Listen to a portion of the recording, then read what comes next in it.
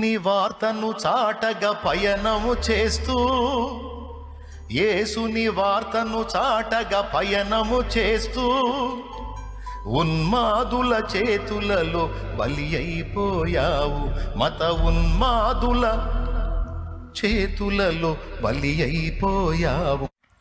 మూర్ఖులకు తెలియదు క్రైస్తవ్యం పుట్టుక, క్రీస్తు శిలువ శ్రమలలోనే పుట్టే సంఘ కన్యక. ఘోరమైన శ్రమలైన మాకు కొత్త కాదురా, ఘోరమైన శ్రమలైన మాకు కొత్త కాదురా.